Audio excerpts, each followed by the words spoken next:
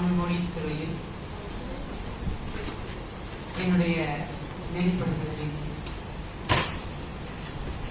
முனைவர் பட்ட ஆய்வை மேற்கொண்ட ஆய்வாளர் கோ மணிகண்டனின் வாய்மொழி தேர்விற்கு வருகை புரிந்துள்ள உங்கள் அனைவருக்கும் எனது அன்பு வணக்கங்கள்.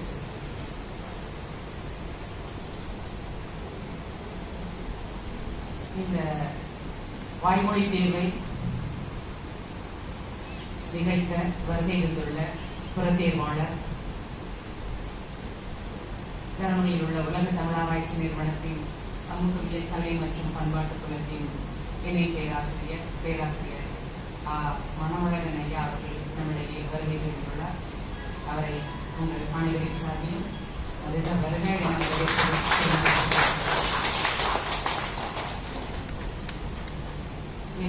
வாய்மொழி தேர்வுக்கு வருகை புரிந்துள்ள பாலசீனிவாசன் ஐயா உள்ளிட்ட சான்றோர் பெருமக்களையும் மாணவர் செல்வங்களையும் அன்புடன் வரவேற்று வருகிறோம்.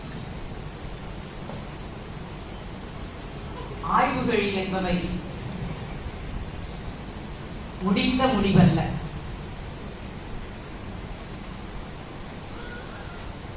ஆய்வுகள்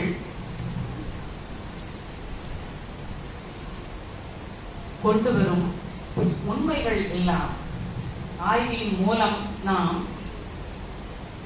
பெற்றுக்கொள்ளும் உண்மைகள் ஒன்று, அந்த ஆய்வு தரும் உண்மைகளை நாம் மறுக்கலாம், நீளாய்வு செய்யலாம். இல்லை, அந்த உண்மை பேருண்மை எனும்போது அந்த ஆய்வு உண்மையிலிருந்து, அந்த ஆய்வு செய்தியிலிருந்து, அந்த ஆய்வு முடிவிலிருந்து நாம் மேலும் ஆய்வுகளை தொடரலாம். ஆக ஆய்வு என்பது ஒரு தொடர் ஓட்டம் போல. அந்த வகையில் எல்லா துறைகளிலும் ஆய்வுகள் காலந்தோறும் வேகம் எடுத்துக்கொண்டு பல அணுகுமுறைகளோடு நடந்து வருகின்றன. அந்த வகையில் தமிழ் துறையில் மட்டுமின்றி உலகெங்கும் உள்ள ஒவ்வொரு இன சமூகங்களிலும் அவரவர் பழமையான தொன்மையான இலக்கியங்களை வாசித்து மேற்கொள்ளும் ஆய்வுகள் பெருகி வருகின்றன. எதற்காக நாம் தொன்மையான இலக்கியங்களை வாசிக்க வேண்டும், ஆய்வு மேற்கொள்ள வேண்டும்? தொன்மையான இலக்கியங்கள் குறிப்பாக நம் தமிழ் சமூகத்தை போன்று தொன்மையான இன சமூகங்களில் உள்ள அந்த தொன்மையான இலக்கியங்களை ஆராய்வதன் நோக்கம்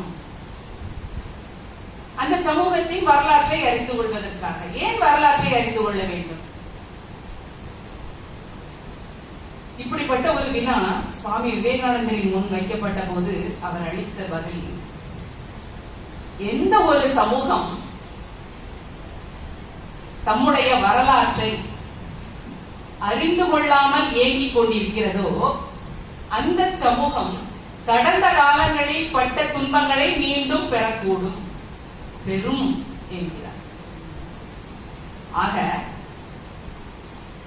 நம்முடைய வரலாற்றை நாம் அறிந்து கொள்வதற்கு காரணம், பயன் ஒன்று, நம்முடைய இனத்தின் சமூகத்தின் மேன்மைகளை அறிந்து கொள்வது ஒரு பக்கம். அது மட்டுமல்லாமல் சுவாமி விவேகானந்தரின் கருத்து வலியுறுத்துவதை போல நம் கடந்த கால வரலாறு நமக்கு தரும் படிப்பினைகள் என்ன, நாம் செய்த தவறுகள் என்ன, எவற்றை நாம் திருத்திக் கொள்ள வேண்டும், எவற்றில் நாம் இடறினோம் என்பதை அறிந்து ஒரு சமூகம் மேற்கொண்டு தன்னுடைய பாதையை வரையறுத்துக் கொள்ளும் போது அந்த சமூகம் உலக அரங்கில் மேன்மையுறும்.